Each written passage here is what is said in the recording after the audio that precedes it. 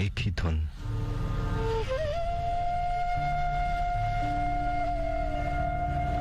एक ही तरह के हालात, एक ही तरह का काम,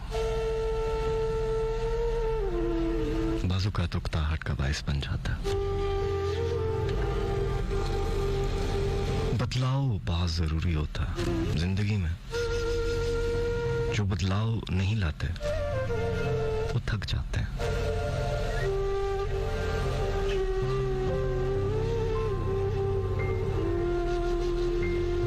बचपन से लेकर अब तक अगर आप देखें तो बहुत सारी चीजें, बहुत सारे जो रंग होंगे वो बदल चुके होंगे। आपकी पसंद नापसंद, आपकी तरजीहात, सब कुछ बदलता जाता है। इंसान बदलता जाता है। ना वक्त पर इख्तियार है और ना उम्रों पर। उम्र बढ़ती है, जिंदगी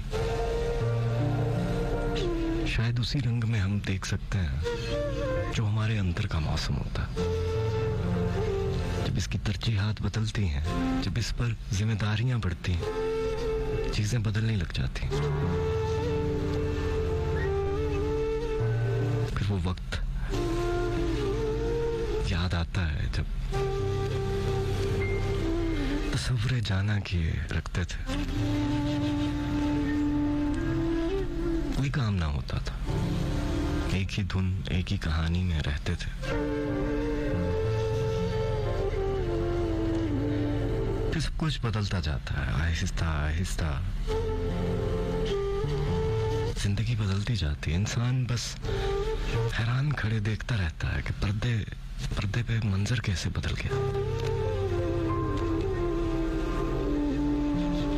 जिंदगी थका देती है साहब, चलने वालों को थका देती है, यूं तो रुके हुओं को भी थका देती है। क्या कहते हैं आप? ठीक कह रहा हूं।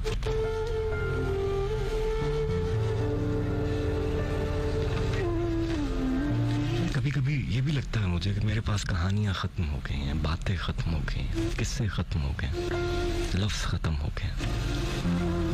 बाज़-औक़ात ऐसा महसूस होता है सब कुछ तो बोल चुका हूं, बादलों के बारे में, बारिश के बारे में, मोहब्बत के हर जज्बे के बारे में, चाहत, नफरत, सब कुछ तो कह चुका हूं।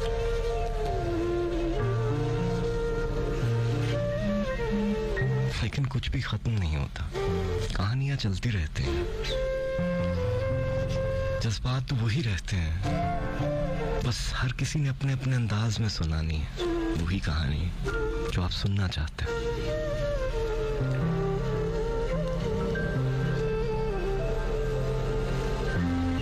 हम कहानियां बहुत पसंद करते हैं।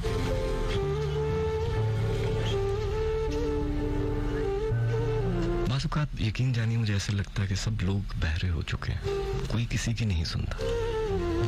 लेकिन फिर मैंने जाना कि लोग बहरे नहीं हैं, सब अपनी पसंद की कहानियां सुनना चाहते हैं। वही सुनते हैं जो वो चाहते हैं, वो नहीं सुनते जिन पर उनका दिल नहीं।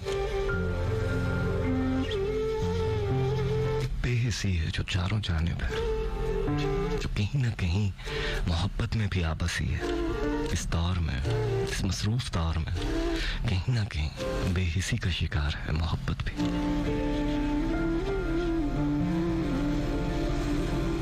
गुलजार कहते हैं, ऊंघी ऊंघी हुई आवाज ने, ऊंघी ऊंघी हुई आवाज में एक ने पूछा। दिया आपने फरमाइश की थी इस नज़्म की।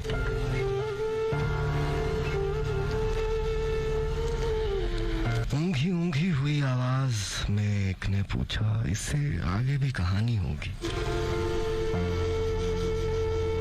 आगे एक पुल था जहां नीलमी रात तहका करती थी जहन्नुम की तरह, और दोपहर का उबला हुआ पारा भी फलक पर से बरस जाता था। मैं कई सदियां चला, चलता गया।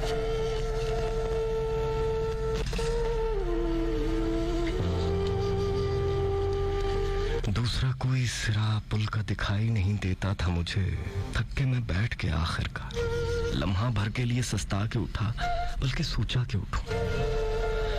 पाँव जब मैंने उठाया तो ना उठा कुछ भी। हाथ से पाँव छुड़ाया तो मेरा हाथ चिपकने सा लगा।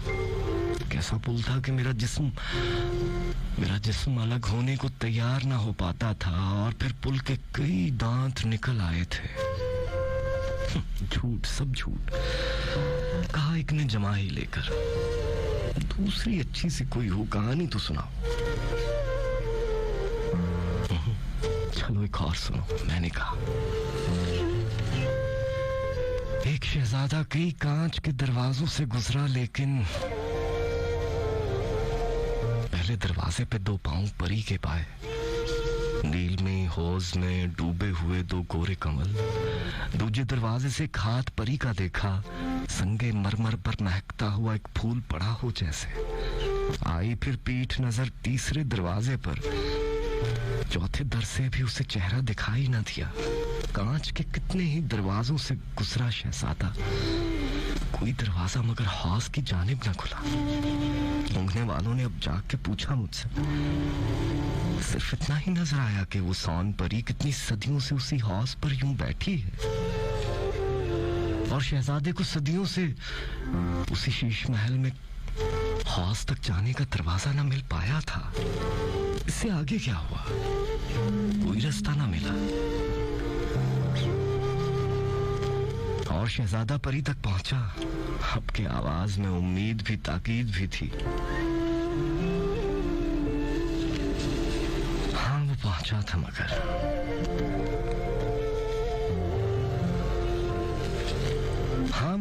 था, मगर सभी आजाद है परी के, मगर एक चेहरा ना था।